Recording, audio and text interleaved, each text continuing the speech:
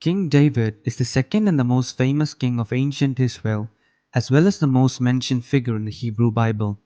He is the archetype of the biblical king and the ancestor of the Messiah in the Jewish and Christian traditions.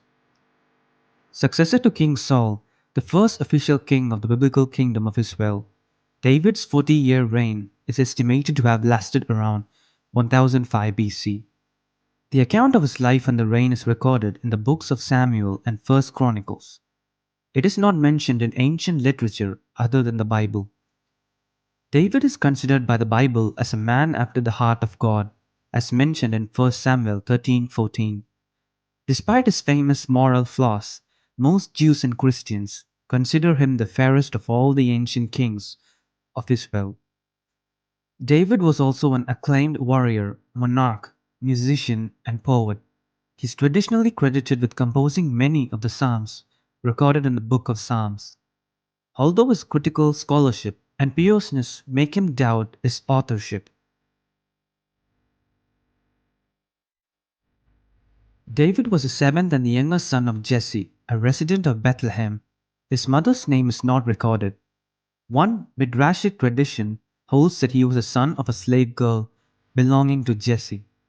In appearance, he is described as a ruddy and handsome in 1 Samuel 6:12.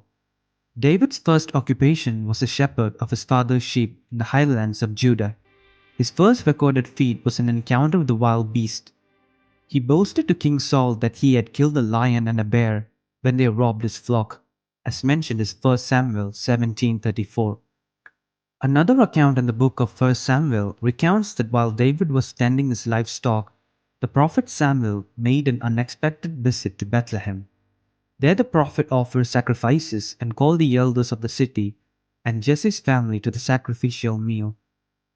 Among all the other people that appeared in front of him, he could not have found the one he was looking for. David was sent, and the prophet immediately recognized him as God's chosen one to succeed King Saul. So he poured the anointing oil on his head. David returned to a shepherd's life, but the Spirit of the Lord had been on David ever since that day. Shortly after this event, David was called to appease with his harp the suffering soul of King Saul, who was suffering from a strange depression caused by an evil spirit from God, as mentioned in 1 Samuel 16:4. Before long, the armies of the Philistines and Israelites were engaged in the battle in the valley of Elah, about 16 miles southwest of Bethlehem. David has sworn to fight the Philistine champion, the giant named Goliath. David took only one of his slingshots and, with well-practiced aiming, he hurled a rock that hit the giant's forehead. Then David ran and beheaded Goliath with the giant's rod. The result was a great victory for the Israelites, who pursued the Philistines as far as the gates of God and Ekron. This famous episode is contested by critical scholars not only for their apparently mythical quality, but also because the Philistine giant Goliath is described elsewhere as having been killed by someone other than David, namely Elhanan in 2 Samuel 21:19. David quickly became a military leader under Saul. The young leader's fighting powers led to a popular slogan: Saul killed thousands, and David tens of thousands. Despite David's romantic marriage to Saul's daughter, Michal, and a deep friendship between David and Saul's son, Jonathan, Saul still harbored hatred, bitter towards David and by many schemes to death. During Saul's persecution, David and his army followers went into exile. He forced important alliance with prominent Jewish figures such as Prophet Samuel and Gad, the priest Ahimelech and Abiathar, and the priest the unfortunate feast of Nob, whom Saul brutally murdered. He also married the wealthy Abigail of Carmel, widow of chief Calebite Nabal. Fleeing Saul, David accepted the city of Ziklag as the fiefdom of the Philistine king Achish of Gath and worked on his behalf as a mercenary general. Despite the fact that Achish was an enemy of Israel, David may have adopted iron technology from the Philistines at this time. David returned to Judah at God's command. After the deaths of Saul and Jonathan in the battle against the Philistines, he went to Hebron, where the leaders of the tribe of Judah had anointed him king over the tribe. However, the northern tribes did not recognize David and instead supported Bosheth, son of Saul.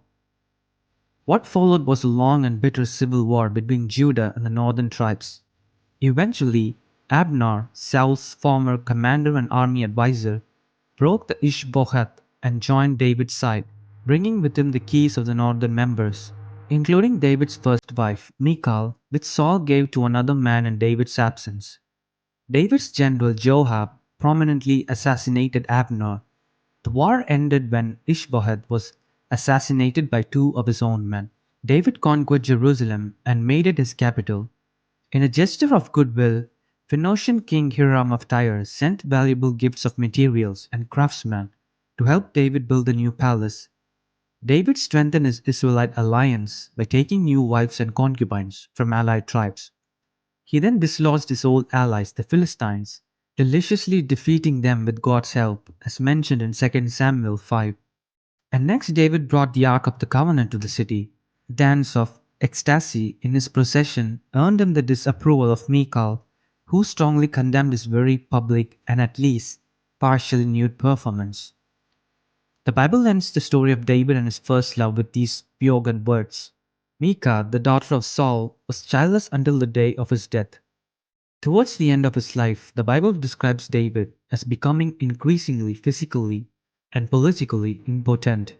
Lacking his prior confidence, he committed the crime of ordering a census of Israel's warriors, even though the accounts in 2 Samuel 24 and 1 Chronicles and Genesis disagrees as to whether it was God or Satan who motivated this action. Later, his advisor brought him a beautiful virgin, Abishag, to lie down beside our king and keep him warm. In the end, the old king endured a bitter struggle for the right of succession. David's eldest son, Adonijah, began to take the throne without David's knowing it. With the support of Abiathar, the priest, and David's mighty general, Joab.